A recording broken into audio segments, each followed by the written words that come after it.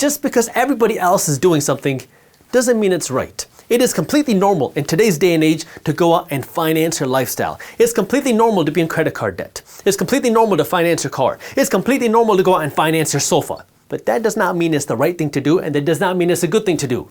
What you want to normalize is building wealth for yourself and buying things that you can afford. I was talking to this lady, and she was telling me that pretty much everybody who buys from her is financing their sofas. Why? Because number one, sofas are expensive, and number two, you get sold this idea that if you finance the sofa today, you have more money in your pocket, and then you can go out and buy more stuff, because now you have that money to do that. But you still have to pay for everything. Maybe you pay for it over 12 or 24 or 36 or 48 months, but the money still comes out of your bank account. And so if you want to actually be able to afford what you're buying, you want to pay for it up front so you don't have to worry about the payments, because once you get into that payments game, it's very hard to get out. And when you're stuck in the payments game, you're making everybody else rich. You're making them rich, number one, because you're buying more stuff, and then number two, because you're also paying interest on that stuff. They're getting double rich based off of you, and you're the one that's paying the price. Which leaves me with number three, is be the master of your wallet. Nobody can force you to spend money. Nobody can force you to go out and finance something. It is ultimately your decision to do that. And this is where, if you want to go out and buy something, fine. Just make sure you can afford it first.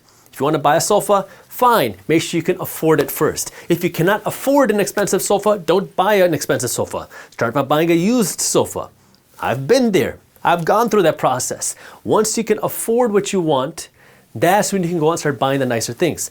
Now, what I like to do when it comes to things that I don't need, these necessities, these luxuries, is follow a rule of 5, which says if I can't buy 5 of them, I can't afford 1 of them. Because I want to hold myself to a stricter standard that if I'm going to buy something nice, I want to make sure that I'm not stretching myself too thin. I'm not sacrificing my ability to invest. I'm not sacrificing my future, my financial future, to go out and buy some luxury that's not going to add any real value to my life. I call these things dumb purchases. A sofa is a dumb purchase. A car is a dumb purchase.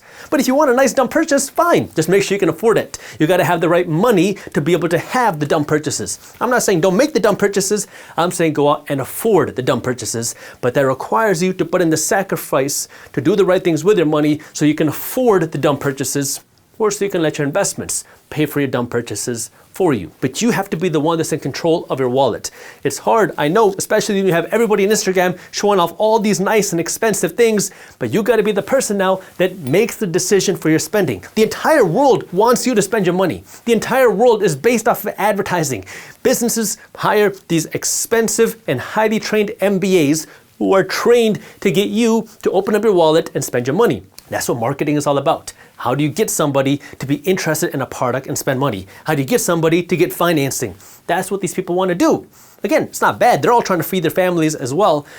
But it's up to you now to be the person that says, no, I'm not ready for it. Or yes, I can afford it.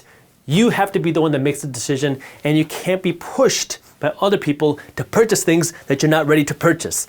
Buy the things that you want when you can afford them, only if you want them. Don't buy them to show them off. Don't buy it when you can't afford it.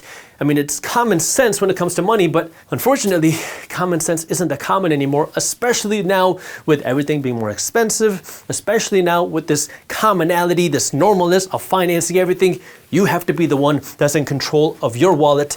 And if you want to do that, well, you got to understand what you can afford and what you can't afford. And when you can't afford things, you got to be willing to make the sacrifices that we don't keep buying things that are making you broker during a time when you need to be making yourself richer. If you enjoyed this clip and you want to continue your financial education journey, I have another video that I think you'll love. All you got to do is click that button right over there. And for those of you who want to stay up to date on the top finance and business news, you can join Market Briefs, my free financial newsletter, by clicking that button below. Thank you for watching, and I'll see you in the next one.